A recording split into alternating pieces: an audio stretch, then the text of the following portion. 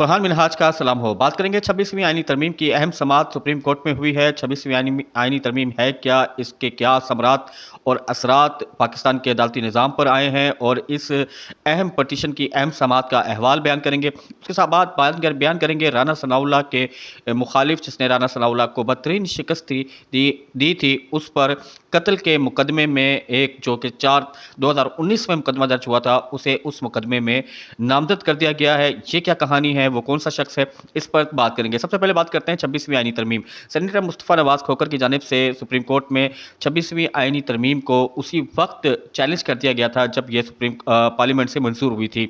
उसकी मंजूरी 2024 में हुई थी।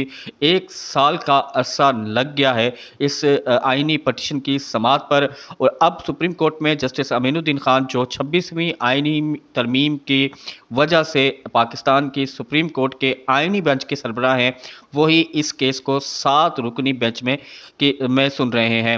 आज की समाअत में सिर्फ इतना ही हुआ कि सेनेटर मुस्तफ़ा नवाज खोकर की जानिब से सबसे पहले इस्तदा की गई कि जो समाअत है इस केस की, वो फुल कोर्ट करे। दूसरा उनकी इस्तदा थी कि इसी जो समाअत है, इस पूरी समाअत को, क्योंकि ये अवामी हक है कि वो इस समाअत को बराह रास्त देखे। तो सबसे पहले जब आज समाअत शुरू हुई तो ये 2 सवाल जब अदालत के सामने आए, तो जस्टिस आयशा मलिक की जानिब से कहा गया कि पहले इस सवाल का जवाब ढूंढ लिया जाए और इस पर फैसला कर लिया जाए क्या ये आईनी जो बेंच है इसकी समाअत बराह रास्त दिखाए। उसके बाद जो दूसरा सवाल है कि इस पर फुल कोर्ट बननी चाहिए या नहीं, उस पर बहस करते हैं। तो इस नुक्ते पर जब अदालत ने वकील सफाई से और अटार्नी जनरल ऑफ पाकिस्तान और deputy attorney general of Pakistan से राय तलब की, उसके बाद मौजिज़ अदालत ने इस पर यह फैसला सुनाया है कि कल से, यानी कल 8 अक्टूबर से बाकायदा इस केस की समाअत जो सुप्रीम कोर्ट के आईनी बेंच जस्टिस अमीनुद्दीन की सरबराही में करेगा, वो बराह रास्त नशर होगा। 26वीं आईनी तरमीम के ऊपर जो एतराज़ात हैं, जो इस आईनी पटिशन में दर्ज हैं, और जो उमूमी एतराज़ात हैं जिस पर वकला बरादरी का इत्तफ़ाक़ है, वो ये है कि जो 26वीं आईनी तरमीम जो है अदलिया की आज़ादी और आईनी तवाज़ुन को नुकसान पहुँचाती है। यानी 26वीं आईनी तरमीम को 1 साल का तकरीबन अरसा होने वाला है। इस पूरे अरसे में इस आईनी तरमीम के बाद जो होने वाला अदालती एक काम है, उसका अगर अमूमी जायज़ा लिया जाए तो साफ नज़र आता है कि अदलिया की आज़ादी कंप्रोमाइज़ हुई है। और 26वीं आईनी तरमीम के बाद हुकूमत के ख़िलाफ़ आने वाली पटिशन्स और हुकूमत के ख़िलाफ़ आने वाले फ़ैसला जात तकरीबन तमाम के तमाम रुक गए हैं, और अब हुकूमत को रिलीफ़ ही रिलीफ़ है। हुकूमत के ख़िलाफ़ किसी भी पैमाने पर कोई भी शख्स कोई दरख्वास्त लेकर जाता है, उसे कोई रिलीफ़ नहीं मिलता। इवन हुकूमत के मुखालफिन जो मुख्तलिफ़ जेलों में है, जैसे कि साबिक़ वज़ीर-ए-आज़म इमरान खान जेलों में है, तो 26वीं आईनी तरमीम की वजह से अदालती आज़ादी इतनी कंप्रोमाइज़ हो गई है कि साबिक़ वज़ीर-ए-आज़म का केस भी अदालत में फ़िक्स होना मुश्किल हो गया है। ये 26वीं आईनी तरमीम ही थी कि जिसकी वजह से सरदार सरफराज डोगर, जो लाहौर हाई कोर्ट में 15वें नंबर पे थे और इस्लामाबाद हाई कोर्ट ट्रांसफ़र होकर आए, तो पहले नंबर पर आकर chief justice of Islamabad high court बन गए हैं, और जिसने बाकायदा बंदोबस्त किया है कि इमरान खान को किसी भी तरह इस्लामाबाद हाई कोर्ट में रिलीफ ना मिल सके। ये 26वीं तरमीम थी जिसमें अदालती आज़ादी इतनी कंप्रोमाइज़ हुई कि ऐसे जजेस का अदालतों में एंट्री हो गई है हाई कोर्ट्स में और सुप्रीम कोर्ट में, जो जजेस पहले हुकूमत की नुमाइंदगी करते रहे हैं, हुकूमत का दिफा करते रहे हैं और हुकूमत की जानिब से अदालतों में पेश होते रहे हैं। यानी जो सुप्रीम जुडिशल कौंसिल था, उसे सुप्रीम जुडिशल कमीशन बना दिया गया, और वो सुप्रीम जुडिशल कमीशन में मेंबरान की तादाद का जो कुलिया है, इस तरह रखा गया है कि वो हुकूमती बात को या हुकूमती राय को ज़्यादा वोट ऑटोमेटिकली मिल जाते हैं खुदकार मेंबरों की तादाद के हवाले से ही, कि अपोजिशन अगर उससे इख्तलाफ भी करे, जो अमूमी अपोजिशन होती है, सरकारी सरकार जो मौजूद होती है, अगर उससे इख्तलाफ भी करे तो उसका इख्तलाफ सिर्फ इख्तलाफ रहेगा, क्योंकि अक्सरियत उस जो सुप्रीम जुडिशल कमीशन में वो हुकूमती अरकान की है। तो इस तरह साफ नज़र आ रहा है कि 26वीं आईनी तरमीम के बाद जो अदालती बंदोबस्त किया गया था, उस अदालती बंदोबस्त वो मुकम्मल हुआ है, अदालत से अवाम को रिलीफ कम हुआ है, अदालत से हुकूमत को रिलीफ ही रिलीफ हुआ है। ऐसे केसेस भी देखने में आए कि अगर एक जज ने कोई सख्त रिमार्क्स हुकूमत के खिलाफ दे दिए हैं तो 26वीं आईनी तरमीम ने ये बंदोबस्त किया है कि उस जज से वो मुकदमा वापस लेकर किसी और जज की अदालत में लगा दिया गया है। तो इस तरह 26वीं आईनी तरमीम के खिलाफ अदलिया की आज़ादी और इंसाफ के तवाज़ुन में जो खलल पैदा हुआ है वो पूरे इस अरसे में नज़र आया है और हुकूमत डोमिनेट करती नज़र आई है। और ऐसा लगता है कि जजेस नौकरी कर रहे हैं, इंसाफ नहीं कर रहे हैं। फौजी अदालतों के केसेस का फैसला हो, मखसूस नशिस्तों के केसेस का फैसला हो, इन तमाम फैसला जात ने वाज़े किया है कि हुकूमत ने बंदोबस्त जो अदालती बंदोबस्त किया है वो किसी भी तरह किसी के लिए भी रिलीफ और इंसाफ का दरवाज़ा हमेशा के लिए बंद कर दिया है। यही वजह है कि 26वीं आईनी तरमीम के हवाले से पटिशन्स अदालत में हैं और इस पर अहम समाअत होगी, तो हम अपने व्लॉग में इस अहम समाअत पर लम्हा लम्हा आपसे बात करते रहेंगे और इसकी लम्हा लम्हा रिपोर्टिंग आपके सामने पेश करते रहेंगे कि इस मामले में क्या हुआ है। अब सिर्फ इतना ही हुआ है कि आज के दिन इस पर 2 सवालात थे। एक सवाल ये था कि इस पर फुल कोर्ट बननी चाहिए, तो इस सवाल का जवाब ताहाल जजिस ने अभी नहीं दिया, लेकिन पहला इस सवाल का जवाब दे दिया है कि अदालत ने ये फैसला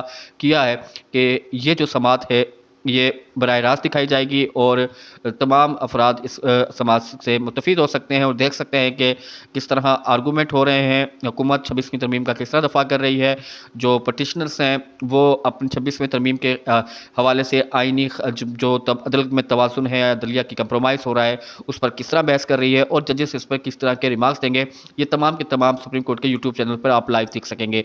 और कल ही इसी सवाल का भी जवाब मिल जाएगा, क्या 26वीं आइनी तरमीम की वजह से बनने वाला जो बेंच आईनी बेंच है वही 26वीं आईनी तरमीम के खिलाफ केस सुनेगा या पूरी अदालत बैठेगी और इस पर सुनेगी। और जिसमें अगर पूरी अदालत बैठेगी तो जस्टिस मंसूर अली शाह भी होंगे, जस्टिस मुनीम अख्तर भी होंगे, तो ये जजेस जब बैठेंगे और एक मुखालिफ राय रखने वाले बैठेंगे और हुकूमती राय रखने वाले बैठेंगे तो तमाम चेहरे भी वाज़ेह हो जाएंगे और सारी बात भी सामने आ जाएगी। बात करते हैं दूसरी बड़े अहम मामला हुआ है कि राना सनाउल्लाह के मुकाबिल फैसलाबाद से राना सनाउल्लाह को भारी अक्सरियत से शिकस्त देने वाले और उनकी सियासत का हल्के की सियासत का ख़त्म करने वाले डॉक्टर निसार जट को 2019 के एक मुकदमे में नामजद किया गया है। कत्ल में इस 2019 के कत्ल के मुकदमे में ज़ेर हिरासत मुलजिम ने अदालत के सामने 164 का बयान दिया है। मुलजिम ने इल्ज़ाम लगाया है कि जो कौमी असम्बली के रुकन है और डॉक्टर निसार जट पाकिस्तान तहरीक इंसाफ के अहम रुकन हैं, वो उन पर उन्होंने सहूलतकारी का इल्ज़ाम लगाया है।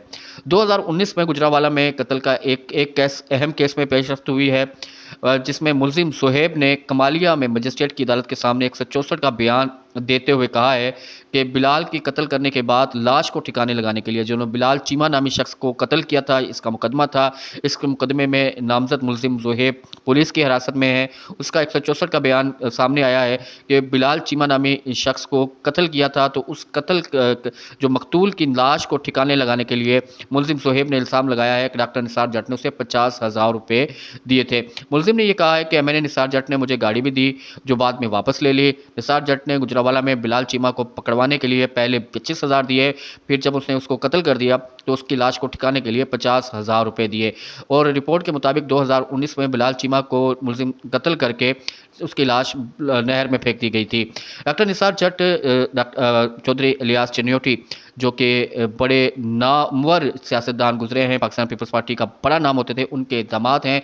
फैसलाबाद में उनकी वड़ाइचों के साथ दुश्मनी मारूफ है, बल्कि हर जुबान सदे आम है।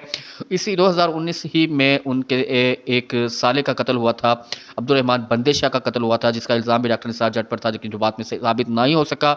तो डॉक्टर अब्दुर्रहमान बंदे शाह को कत्ल करने का इल्ज़ाम बिलाल चीमा पर था और बिलाल चीमा को कत्ल करने का इल्ज़ाम मुलजिम सुहेब पर था। और उस मुलजिम सुहेब ने अब नामजद 2019 के बाद तकरीबन 4-5-6 साल बाद नामजद किया है और नाम लिया है डॉक्टर निसार जट का।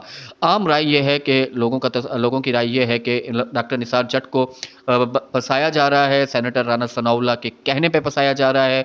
हुकूमत क्योंकि वो अपोजिशन जमात में है, पाकिस्तान तहरीक इंसाफ को नहीं छोड़ रहे और पाकिस्तान तहरीक इंसाफ के साथ जुड़े हुए हैं। इसी बुनियाद पर डॉक्टर निसार जट को इस कत्ल के मुकदमे में नामजद किया गया है। डॉक्टर निसार जट बड़े अच्छी शख्सियत के मालिक हैं, मिलनसार MNA हैं और सियासत में बड़े पुराने हैं।